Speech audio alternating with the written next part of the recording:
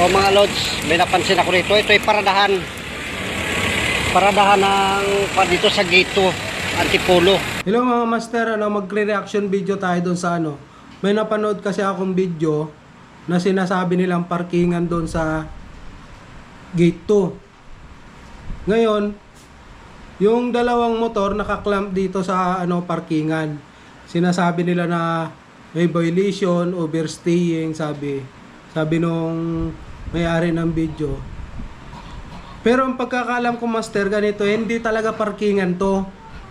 Kasi yung CMBC, may sarili talagang parkingan yan doon sa likod.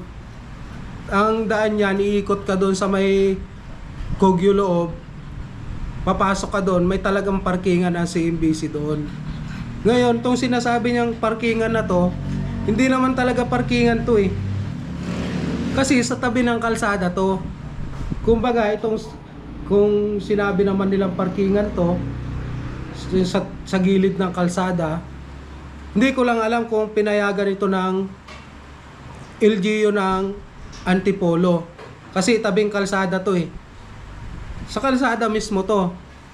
Kaya, tignan nyo master, panoorin nyo tong sinasabi nung nag-video kung anong masasabi nyo dito. Kasi, ang alam ko talaga, pag dumating ang mga nanguhuli dyan o mga nagkaklam, kapag dyan ka nakapark, talagang ikaklam talaga yung motor mo kahit anong sasakyan mo. Kasi bawal talaga yan, tabi ng kalsada yan eh. Hindi naman talagang legal na parkingan ng CMBC yan. Ito yun mga master. Panoorin nyo. O mga lods, may napansin ako rito. Ito ay paradahan. Paradahan ng dito sa gate 2, Antipolo, Kogyo. Nakita nyo yung mga motor na yan na nakaparada. May napansin ako dito. Ngayon ayan, nakita nyo yan Ito ibig sabihin, kaya nilagyan yan, nagkaroon ito ng violation. Yan ibig sabihin yung may-ari nito kung ayan clamping at tawag dito. Bakit ito wala ibig sabihin ito clamping, nagkaroon siya ng violation. At walang kamalay-malay yung may-ari, maaaring may binili, maaaring may pinuntahan. Pagbalik niya ay nagkaroon ng nag-clam yung kayano. Paano makakaalis yan? Ngayon,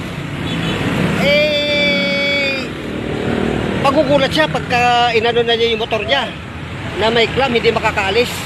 Anong gagawin niya ngayon para maalis yan? Tutubusin niya sa munisipyo. Nagkaroon siya ng violation sa parking. Yan ayan ito pa yan pa number 2. Kaya kayo mag-ingat kayo sa pagparada ng inyong mga motor dito sa gate 2 gate 2 Antipolo, sapagkat pagka nagkaroon ng clam, may violation kayo.